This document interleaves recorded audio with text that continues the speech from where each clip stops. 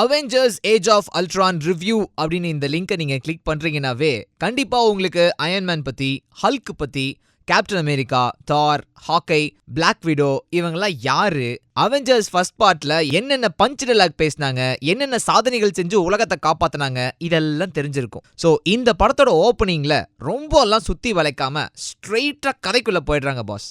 ஆனா அவங்க ஸ்டைல்ல இல்லாம நம்ம ஸ்டைல்ல தமிழ் படத்துல ஒரு ஹீரோவுக்கு எந்த ரேஞ்சில பில்டப்லாம் கொடுப்போமோ அந்த பில்டப்போட என்ட்ரி கொடுக்குறாங்க. இந்த படத்துல தாரோட பிரதர் லோக்கி ஃபர்ஸ்ட் பார்ட்ல வச்சிருந்த மந்திர குச்சி காணாம போயிடுது. அதை கண்டுபிடிக்கிறதுக்காக எல்லாரும் சுத்துறாங்க.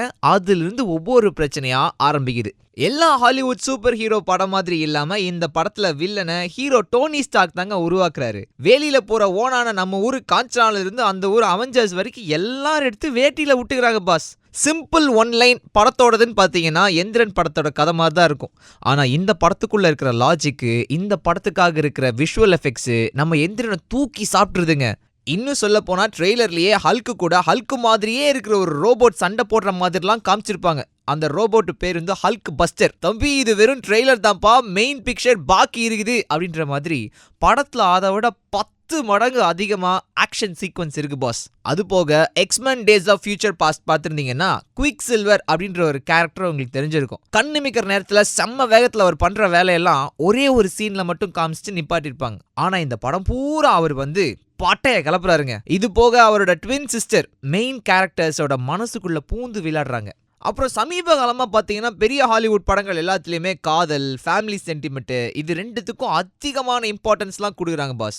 இந்த படத்துலையும் கொடுத்துருக்காங்க. ஆனால் அதுக்காக ரொம்ப கண்ணை கசக்காம லைட்டாக அங்கங்கே டச்சப் மட்டும்தான். நம்ம ஹல்க்குக்கு ஆவுனா பயங்கர கோவம் வருது இல்லையா, அதை சரிப்படுத்துறதுக்காக பிளாக் விடோ நட்டாஷா ராம்னாஃப் என்ன பண்ணுறாங்கன்னா அப்பப்போ தாலாட்டெலாம் பாடுறாங்க. அந்த ஒரு இடத்துல தான் காதல் பற்றிக்குது. கடைசியில் அந்த காதல் என்ன ஆச்சு அப்படின்றத நீங்கள் படத்தை பார்த்து தெரிஞ்சுக்கணும். தொடர்ந்து எல்லா மார்வல் ஸ்டுடியோ படங்களையும் பார்க்குறவங்க நீங்க அப்படின்னா இந்த படத்துல அடுத்து வரப்போற நிறைய படங்களுக்கு 2016, 17, 18 எல்லா வருஷமும் வரப்போற படத்துக்கான க்ளூஸை சேர்த்து வச்சு நம்ம டைரக்டர் கொடுத்துருக்காரு.